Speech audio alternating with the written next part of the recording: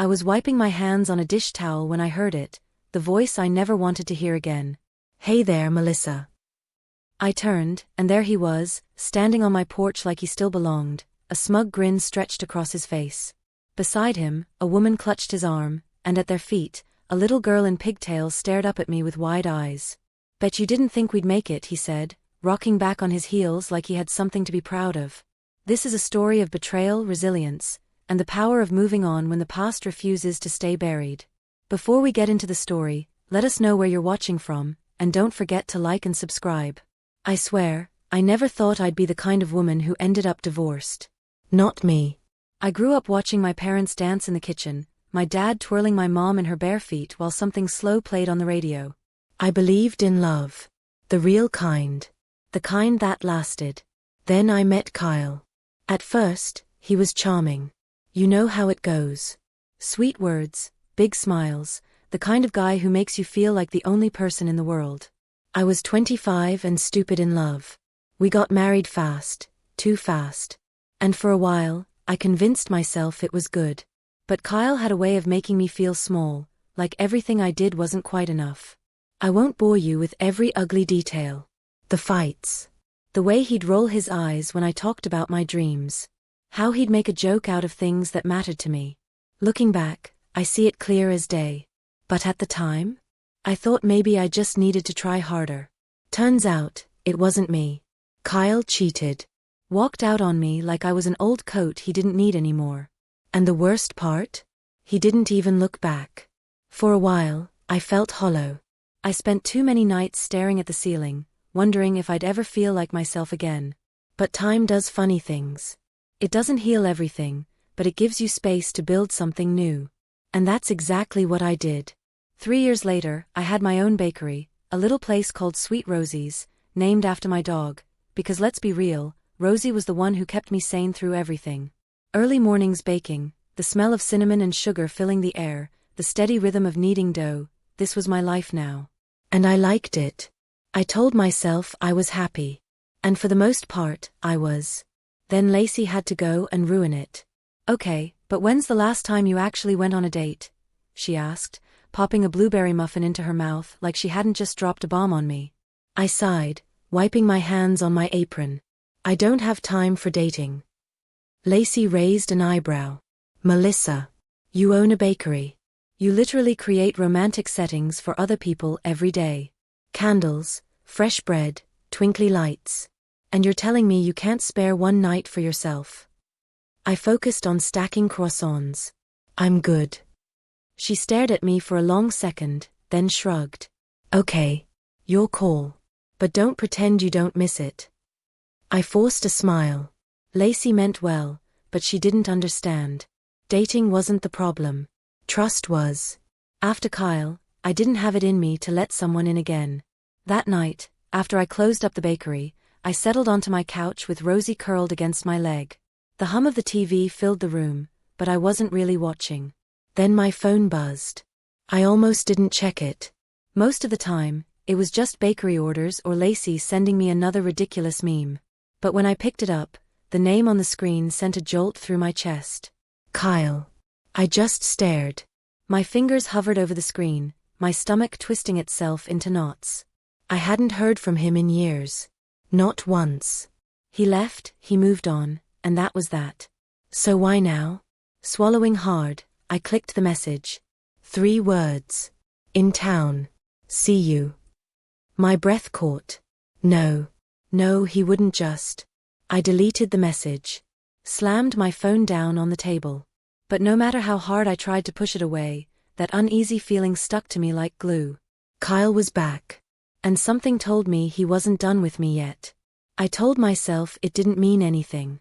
Kyle being in town didn't change my life. I had built something solid, something that had nothing to do with him.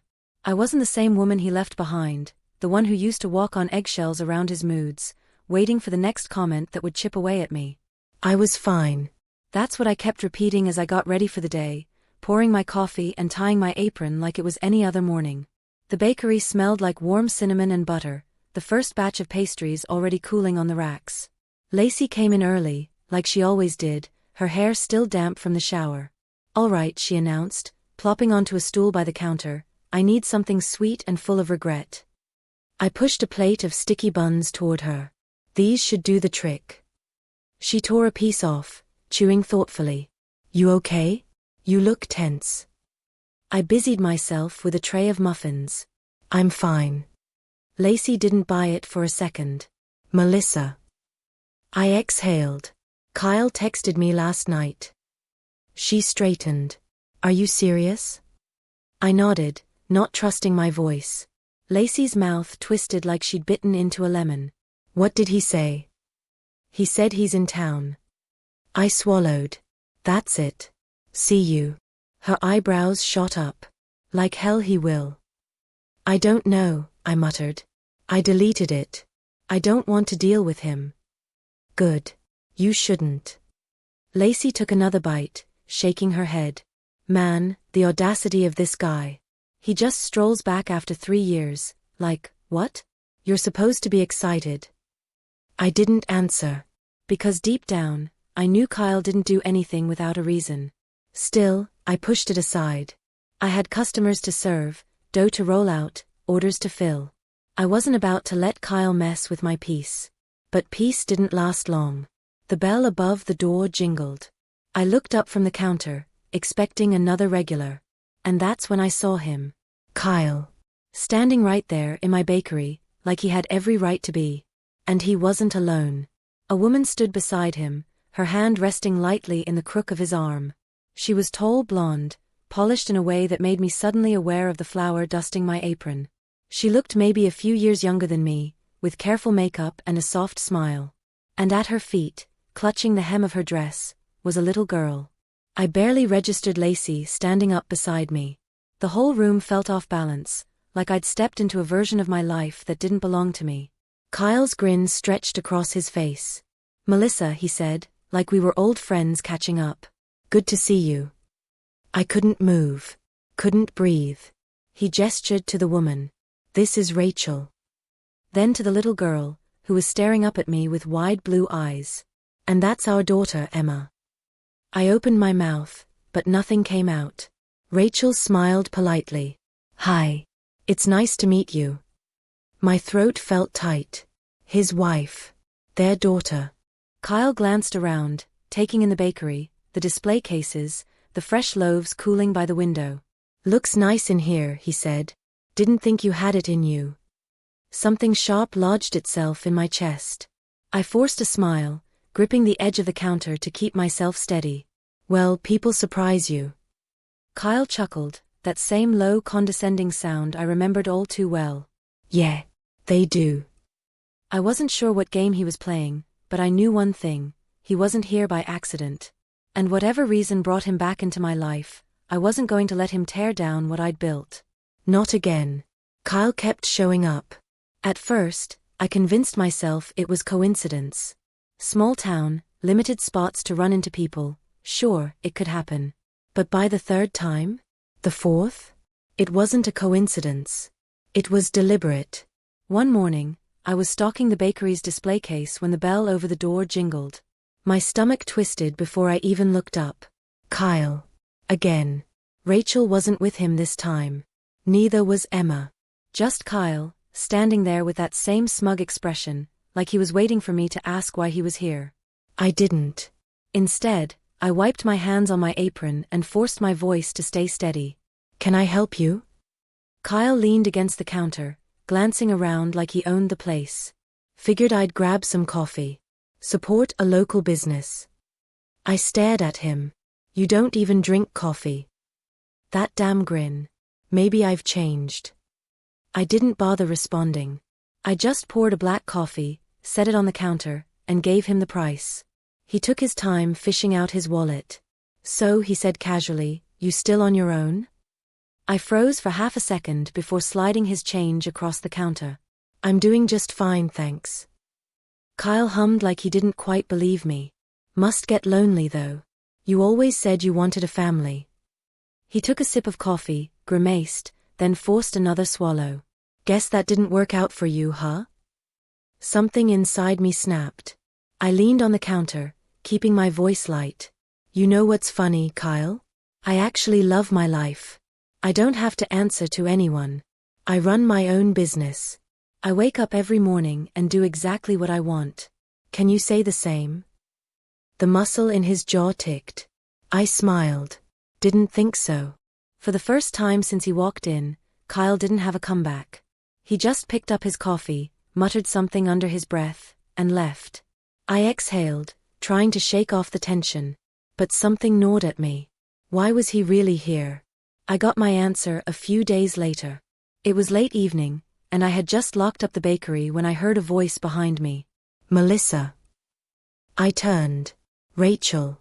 She stood a few feet away, arms wrapped around herself, her expression hesitant. She looked tired, like someone who hadn't slept in days. I hesitated. Hey, everything okay? She shifted on her feet. I just wanted to ask you something. I nodded slowly. All right. Rachel took a deep breath. Kyle mentioned you two were married. I stiffened. He doesn't talk about it much, she continued. I wanted to ask. Was he always like this? I swallowed. Like what? Rachel let out a shaky laugh. Charming. Overconfident. A little controlling. She hesitated. And then cold. The way she said it, the way her voice dipped on that last word, I felt something in my chest tighten. I knew exactly what she meant. I could have told her everything right then. The way Kyle had chipped away at me, piece by piece, until I wasn't sure who I was anymore. How he twisted things, made me doubt myself, made me feel like I was never quite enough. But I could see it in her eyes. She wasn't ready to hear it. So I asked her the only question that mattered. Do you feel safe? Rachel blinked. Her mouth opened, then closed. And that silence? That hesitation? That was my answer. Before I could say anything else, a small voice called out. Mommy. Rachel turned, and there she was, Emma, standing by the car, hugging a stuffed bunny to her chest. Rachel forced a smile. Coming, sweetheart. She looked back at me, her expression unreadable. Then she murmured thanks, and walked away. I watched them go, my heart pounding. Kyle hadn't changed. And now, someone else was caught in his web. Rachel's question stayed with me. I went through my routine, waking up early, baking fresh bread, arranging pastries in the glass case, but my mind kept drifting back to that moment outside the bakery. The way she hesitated when I asked if she felt safe. The tiredness in her eyes. The way Emma clung to her bunny like it was the only thing keeping her steady. I'd seen those signs before. In the mirror. And then, of course, there was Kyle. He wasn't just running into me anymore. He was circling. Testing the waters. Seeing how far he could push before I snapped. I almost did the morning he came back into the bakery with Rachel. I had just finished helping a regular when the door opened. The second I looked up, I knew it was going to be bad. Kyle strolled in like he owned the place. Rachel followed a step behind, her fingers twisting the strap of her purse. I kept my expression neutral. What can I get you? Kyle smirked, draping an arm around Rachel's shoulders. We just thought we'd stop by. Support your little business. Little. The way he said it sent something hot curling in my stomach. Rachel gave me an apologetic look, but Kyle kept going. I was just telling Rachel how funny it is. I mean, look at you. Running a bakery, all independent. He tilted his head. I bet you didn't think I'd land on my feet. There it was. I folded my arms. Kyle, I don't care where you land. Kyle chuckled, shaking his head. Come on, Melissa. You really telling me you're happy? He leaned in slightly, voice lowering. I mean, be honest. You thought I'd fall apart without you, didn't you? I didn't even blink. No, Kyle. I thought I'd fall apart without you. His smile slipped. I stepped out from behind the counter, keeping my voice calm. But I didn't. And you being here, trying to get under my skin? That just tells me you're the one who's still holding on. Kyle's jaw twitched. Rachel shifted uncomfortably. I glanced at her. You okay? She nodded quickly. Too quickly. Kyle noticed and tightened his arm around her shoulders, steering her toward the door. Come on, babe. We've got better places to be. They left. But I knew it wasn't over. The next time I saw Rachel, she wasn't with Kyle. It was late, almost closing time. I was wiping down tables when I saw her standing outside the diner across the street. She wasn't alone. Emma was clutching her leg, looking up at her with wide, worried eyes. Rachel was wiping at her face. And Kyle, he was storming away, his fists clenched at his sides. I didn't think. I just moved. By the time I crossed the street, Kyle was gone. Rachel was standing still, blinking rapidly, like she was trying to keep herself together. Rachel, I said gently. She startled, looking up at me. I crouched down so I was level with Emma. Hey, sweetheart. You okay? Emma didn't answer. But she pressed her face against Rachel's leg, gripping the fabric of her jeans. I looked up at Rachel. Do you need help? Rachel's throat worked. She exhaled shakily. Then, in the smallest voice.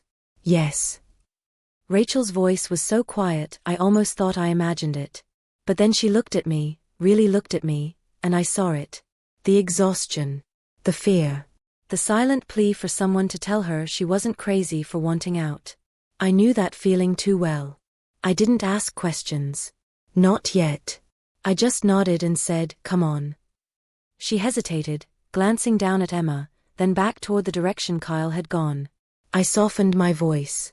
Rachel, you don't have to do this alone. Her breath hitched, but she gave the smallest nod. I held out my hand to Emma. Hey, sweetheart.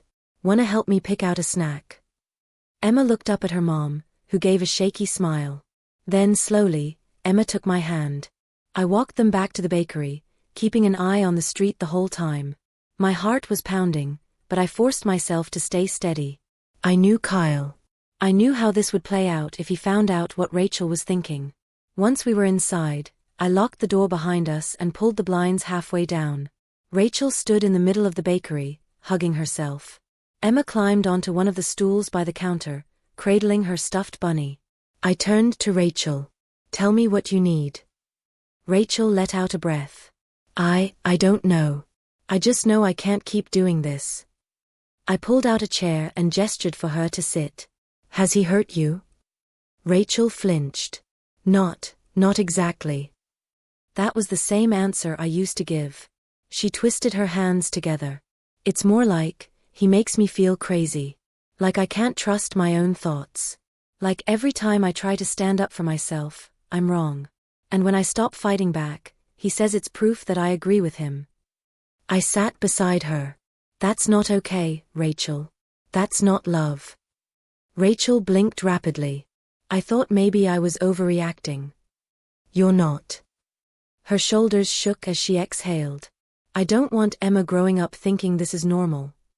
That was it. The moment she chose. I squeezed her hand. Then let's get you out. The next few hours were a blur of quiet planning. Rachel had a sister in Chicago. She hadn't seen her in years, but she was sure she'd let them stay. Okay, I said. Then that's where we go. Rachel stared at me. We? I smiled a little. You really think I'm letting you do this alone? Her lip trembled, and for a second, I thought she might cry. But she just swallowed and gave a shaky nod. While she packed a small bag in her car, I called Lacey. Hey, I said when she picked up. I need a favor. Lacey didn't even hesitate. Tell me where and when. That was the thing about real friends. They don't ask why until after they're already helping. She met us behind the bakery, her car idling in the alley. The plan was simple. Rachel would take my car with Emma and drive to her sister's. I'd keep her car at my place for a few days to buy her some time before Kyle realized she was really gone. We were loading the last bag when headlights swept over us. My stomach dropped. Rachel went stiff. The car pulled up fast. Too fast. Then Kyle was there, slamming the door shut behind him. What the hell is this?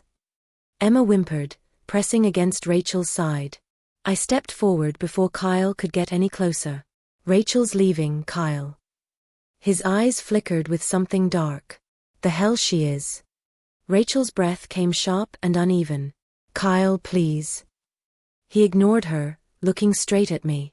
This is cute. You playing hero. His mouth twisted. What, you think you're better than me now? Because you've got your little bakery and your little life. I didn't flinch. No, Kyle. I just know what it's like to be her. For the first time, something like uncertainty flickered in his expression. I didn't give him a chance to regain control. She's leaving, I said again, steady and firm. And if you have any shred of decency left, you'll let her. Kyle let out a low, bitter laugh. And what if I don't? Lacey, who had been silent until now, leaned against her car and crossed her arms. Then I call the cops, and we let them decide. Kyle's head snapped toward her. Stay out of this. Lacey didn't blink. Or what? Kyle's jaw tightened. He looked back at Rachel. You really want to do this? Rachel trembled, but she stood her ground. Yes. Kyle looked at her, then at Emma. His expression twisted, something unreadable flashing behind his eyes. But then, like a switch had flipped, he smirked. Fine, he said. Run. But don't come crawling back when you realize what a mistake you made. Rachel stiffened. But she didn't look away. She turned, scooped Emma into her arms, and climbed into the car. Kyle didn't move. Didn't try to stop her. But as she drove away, his smile disappeared. For the first time, Kyle wasn't in control. After it was over, after Kyle finally drove off, after Lacey gave me one last hug and told me to call if I needed anything, I stood outside the bakery for a long time. The night was quiet. My heart was still hammering, but for the first time in a long time, I felt something else underneath the nerves. Relief. Kyle had come back thinking he still had a hold on me. That I'd still be that woman who doubted herself. But I wasn't. And he didn't. I walked back inside, locking the door behind me. The bakery smelled like cinnamon and vanilla, like warmth and home. This was mine. This life.